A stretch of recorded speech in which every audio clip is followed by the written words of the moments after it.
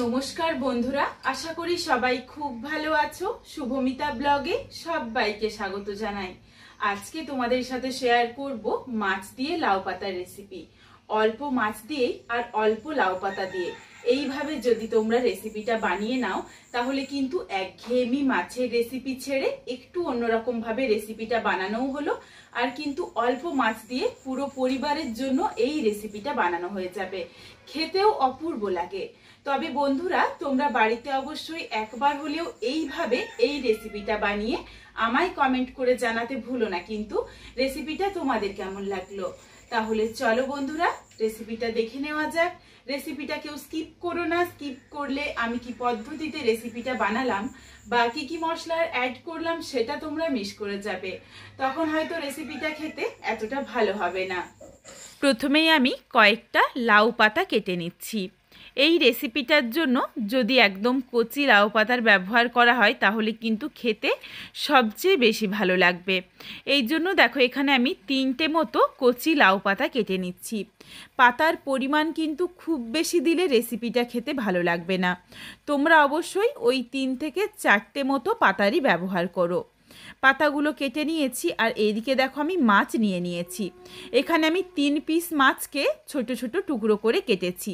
এক এক পিসের মাছের জন্য কিন্তু এক একটা করে লাউ পাতা।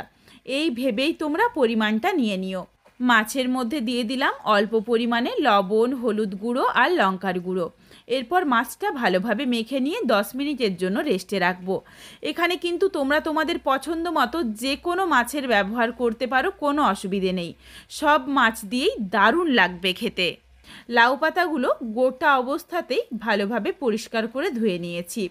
কাটার পর কিন্তু আর ধোবো না। এরপর লাউ পাতাগুলো একদম সরু সরু করে কুচি করে নেব। যতটা সরু করে কুচি করা যায় ততই কিন্তু ভালো, তাহলে রান্নাটার সাথে মিশে যাবে আর খেতেও বেশ ভালো লাগবে। লাউ পাতাগুলো সরু করে কাটা হয়ে গেছে। এরপর এই পাতাটা একটা প্লেটে নিয়ে নিচ্ছি। এর মধ্যেই সামান্য একটু স্বাদ অনুযায়ী লবণ দিয়ে লাউ পাতাটা হাতে করে একটু চটকে নিচ্ছি। চটকে নেওয়ার পর প্রায় 5 মিনিটের মতো একটু রেস্টে রেখে দেব, যাতে লাউ পাতার থেকে বেশ কিছুটা পরিমাণে জল ছেড়ে আসে। তার মধ্যেই চলো কিছু মশলার পেস্ট বানিয়ে নিই।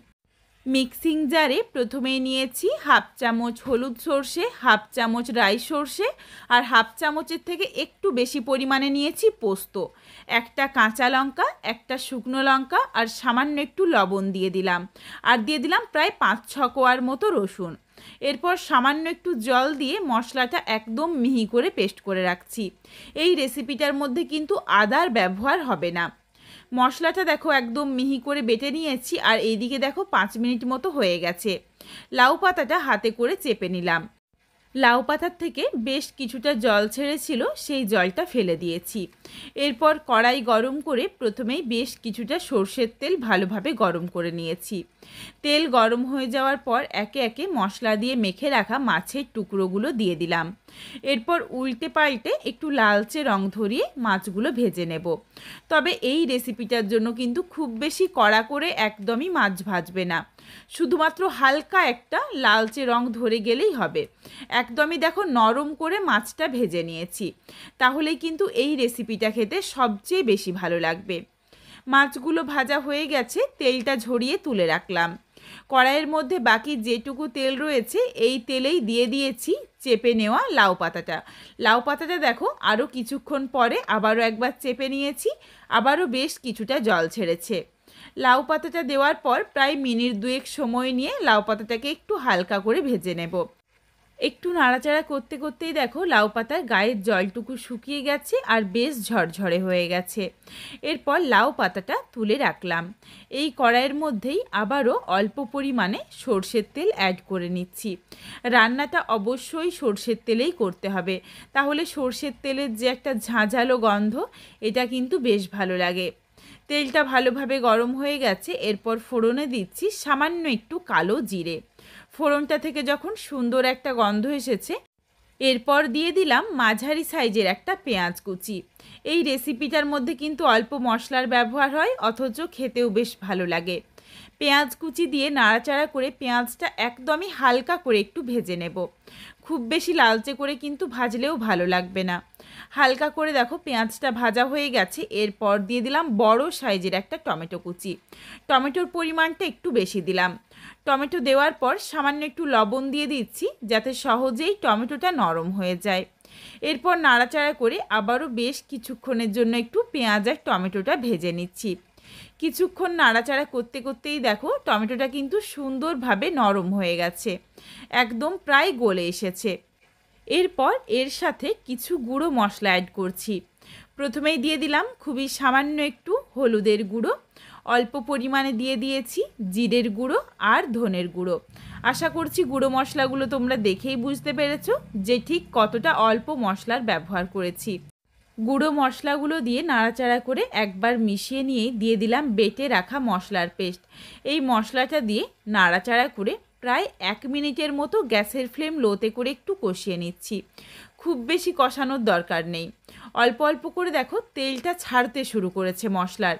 এই পর্যায়ে দিয়ে দিলাম মশলার বাটিটা ধোয়া বেশ কিছুটা পরিমাণে জল।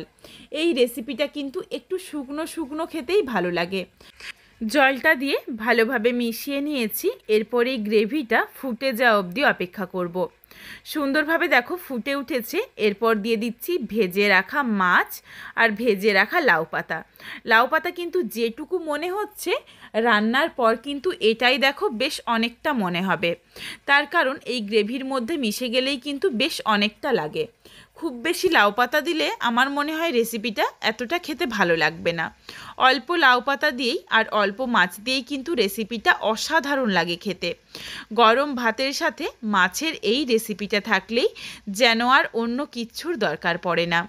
তারপর দিয়ে দিলাম স্বাদ অনুযায়ী লবণ আর অল্প পরিমাণে একটু চিনি, টেস্টটা ব্যালেন্স করার জন্য। এগুলো দিয়ে নাড়াচাড়া করে ভালোভাবে মিশিয়ে নিয়েছি। তারপর প্রায় মিনিট 4-5 সময় নিয়ে রান্নাটা করে নিয়েছি।